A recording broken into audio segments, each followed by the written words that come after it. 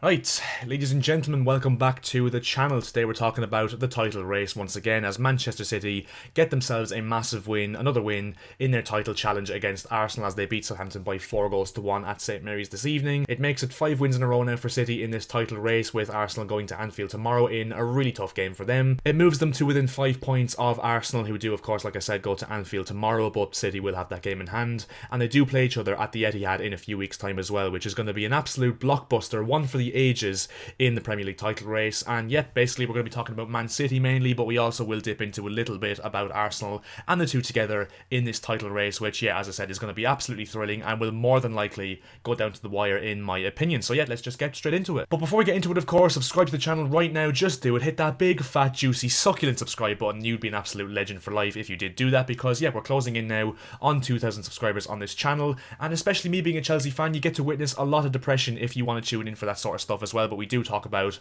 every single team in the Premier League in due course. So yeah, subscribe to the channel, leave a like in the video, massively appreciated. And yeah, without further more bullshit, we'll get into the video at long last. So yeah, let's go. But yeah, just a really controlled and assured performance from Man City. Like I said, 2.64 expected goals to 0.35 for Southampton, 73% of the ball, 13 shots, 8 on target, and here's the big one, 5 big chances created, which obviously is absolutely brilliant. And yeah, just a really easy performance from City. And I think Southampton did have their moments. I think Southampton are a team that are going to be testing for quite a few teams in the league this season, especially in the run-in, given how much they have to play for. A really good performance from them. And if we just go into the individual performances, they went in with obviously that, recently infamous, I suppose, 3-2-4-1 system, with John Stones playing in holding midfield alongside Rodri. And yeah, it's just a system that absolutely oozes control. I mean, it's a system of 11 players who are just so controlling and so competent in possession, and yet that is obviously the way City play. They are the most dominant possession-based team in the Premier League by an absolute country mile, and that was shown once again today. And yet John Stones in that holding midfield role next to Rodri,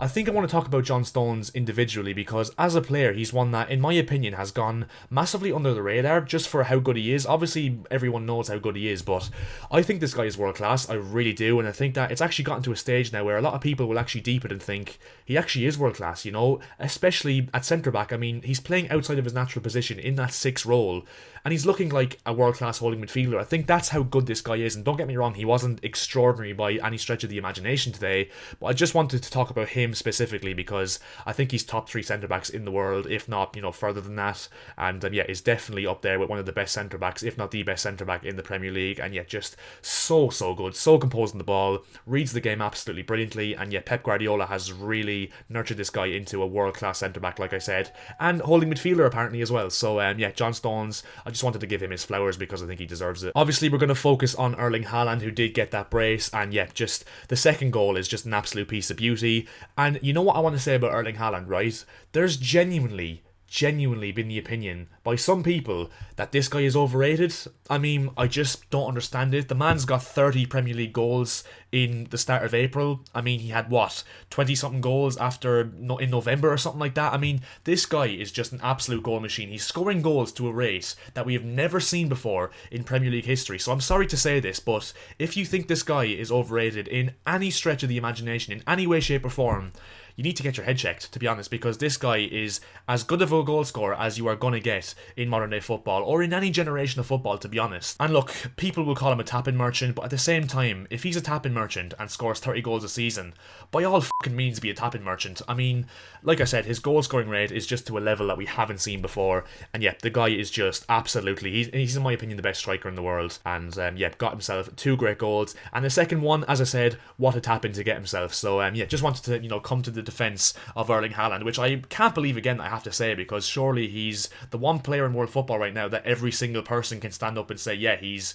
absolutely unbelievable, but apparently not. And yeah, obviously got his 2 goals today, was, really threatening, put himself about and made himself known for this Southampton defence. Obviously, Jack Grealish once again got man of the match on Sky, which I don't 100% agree with, but I don't 100% disagree with also, because I thought he was absolutely brilliant. And I think with Jack Grealish, he's obviously really expressing himself in this Pep Guardiola system this season, and is one of the another examples of that, Pep Guardiola second season syndrome that we've seen players like Leroy Sané go through, João Cancelo go through, Rodri go through, where, they struggle in their first season in this City system, and then once they get adapted and understand the demands of this system, they just, explode explode onto the scene, which is exactly what Jack Grealish has done this season. Got himself another goal, got himself another assist, and overall was really threatening again, gliding past players like he did for Aston Villa, and yet just being an absolute handful in this City final third, which is exactly what we want to see Jack Grealish do from a neutral's perspective and from a City fan's perspective overall, obviously. And yeah, this City attack is just absolutely frightening. And one thing actually I wanted to say about Jack Grealish as well is I think one thing that's really gone in his favour and in the City system overall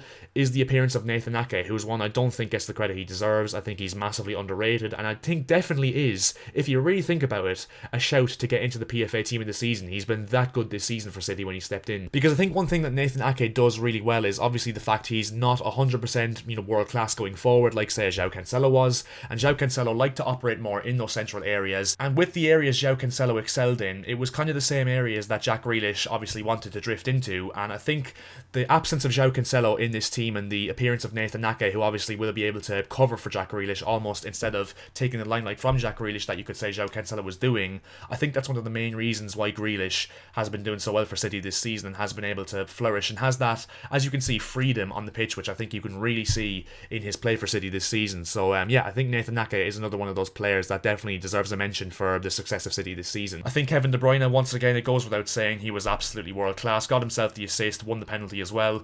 And this is the thing for Kevin De Bruyne, he completed 5 key passes in this game, which was 3 more than the second most as well. And yeah, just an absolutely top quality performance from De Bruyne once again, linking up with Haaland. But yeah, onto the title race now overall, and yeah, like I said, it's getting extremely close at the top. 5 points the gap now. They've both played the same amount of games. Arsenal obviously have that game against Liverpool at Anfield tomorrow, which, to be honest, in my honest, unbiased opinion, I think Liverpool will get something from that. They're just the type of team that would show up against an Arsenal, a team going for the title, and then would go and lose to fucking Leeds next weekend on Monday Night Football. It just is the type of team that Liverpool have been this season. But yeah, if you're asking my honest opinion on who you think is going to win the league, I've fluctuated in recent weeks. I said for the whole season that City would win it. In recent weeks, I've kind of fluctuated a little bit towards Arsenal just because of how unbreakable they're looking right now. But if you're asking me right now, I mean, I think it's so hard to tell, because I think on the balance of it, right, the gap is 5 points, so Arsenal obviously are the favourites, but I think Arsenal in the context of things actually have a lot tougher of a run in. Obviously they have to go away to Man City, they go away to Liverpool tomorrow, they go away to Newcastle in the second last day of the season, or around then anyway, which is going to be 3 really tough games for them. And Man City, they have a decent enough run in. Obviously they have 1 or 2 tough games here and there, but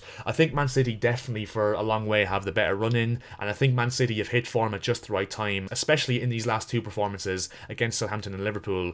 I think City are dangerous, and they're getting into that end of the season dog that we normally see from Pep Guardiola's sides when they're in a title race that is slipping away from them ultimately. So I'm not going to give you an outright prediction is what I'm basically saying. I'm going to sit on the fence. I'm going to have splinters up my arse because yeah, I think it's just too tight to call at this moment in time. I'll do a video on the Arsenal game tomorrow night ideally, and yeah, maybe my opinion will shift based on that performance and that result. But yeah, at this moment in time, I think it's so close to call. But yeah, let me know in the comment section below who you think is going to win the title this season between Man City and Arsenal, because yeah, like I said, it's 100% going to go down to the wire, and I think whoever wins it will massively deserve it. But yeah, in summary, another quality performance from Man City as they hit form at the right time as we edge further and further into the run-in. But let me know, as I said, in the comment section below who you think will win the Premier League title. And yeah, leave a like on the video if you did enjoy. Subscribe to the channel, like I said, if you are new as well. It would be absolutely hugely appreciated. Help a brother out. I will be doing more videos on the title race pretty much until the end of the season, obviously. And yeah, I'll see you guys in my next video, and yeah, chat to you later.